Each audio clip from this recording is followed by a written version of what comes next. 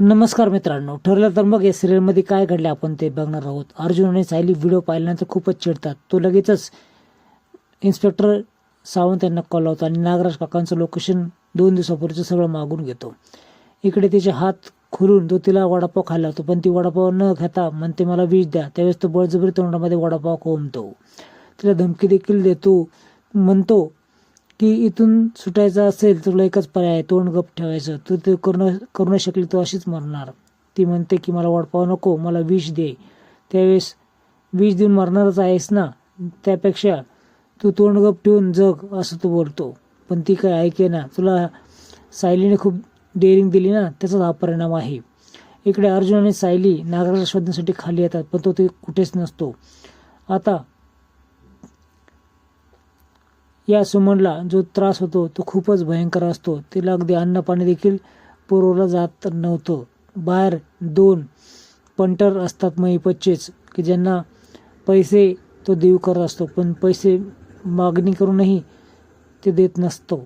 म्हणून ते पुन्हा नागराजकडे मागणी करतात आणि नीट लक्ष द्या, तुमचे पैसे तुम्हाला मिळणार असं तो सांगतो. इकडे अर्जुन सायलीला खुणवतो आणि थोडं बाहेर ये असं बोलतो. त्यावेळेस ती पटकन त्याच्याजवळ येते.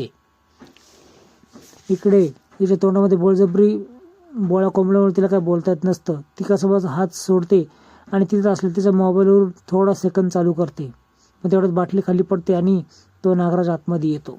पण तेवढ्या वेळामध्येच लोकेशन तिचं ट्रॅक झालेलं असतं.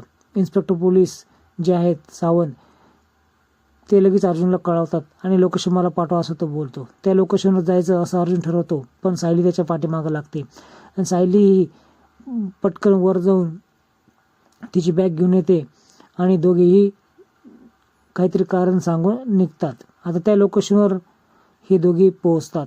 पोहोचल्यानंतर ते शोध घेणार असतात. इकडे अश्विन आणि प्रियामध्ये वाद होतात. प्रिया बोलते पहिली संक्रांत आपली पण आहे, तरी पण हे सजावट करत आहे, सेलिब्रेशन करत आहेत. त्यावेळेस माझ्या कामामध्ये व्यत्यय आणू नकोस. माझ्या असल्या कार्यक्रमामध्ये मला अजिबात इंटरेस्ट नाही असं तो बोलतो. आता अर्जुन आणि सायली लोकेशनवर पोहोचलेले असतात.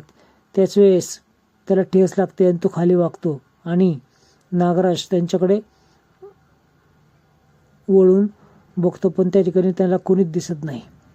शेवटी हे पुन्हा त्याचे जे गुंड आहेत ते पैशाची मागणी करतात आणि देतो असं तो बोलतो. त्यानंतर तो तिथून निघून जातो आणि चहा पिण्यासाठी हे दोघेही निघून जातात. आता अर्जुन आणि सायली त्या ठिकाणी आलेल्या असतात.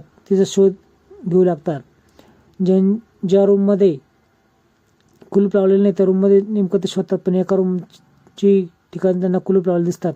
आता एका वळसामधून ही सुमन त्या दोघांनाही बघते आणि खूप डेअरिंग करून ती खुर्चीसह दाराला लाथा मारते आणि हे तर कोण आहे असं ते विचार करतात. आता इकडे अर्जुन आणि सायली कुठे गेले म्हणून सर्वजण काळजीत असतात. त्यावेळेस पुन्हा जे अंदाज लावते की ते नक्कीच महत्त्वाच्या कामाला गेले असणार आहे.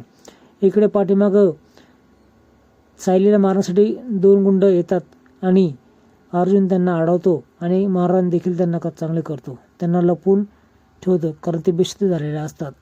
आता गुंडांना देखील हा अर्जुन भारी पडतो, म्हणजे नक्कीच सत्यामध्ये ताकद असणार आहे. आता इकडे सुमन आतून आवाज देते, हू करते. त्यानंतर पुढच्या एपिसोडमध्ये मला बघायला मिळणार आहे की सुमनला हे सोडवतात. सोडवल्यानंतर तुम्हाला इथं कोणी आणलं त्यावेळेस नागराजचे ते नाव सांगते आणि घरी आल्यानंतर अक्षरशः कुठे गेलात असं विचारल्यानंतर त्यांना ते सुमनला पुढं करतात. आता सुमन इथं आली हे बघून प्रिया आणि नागराज यांची पायाखाली जमीनच सरकलेली असते.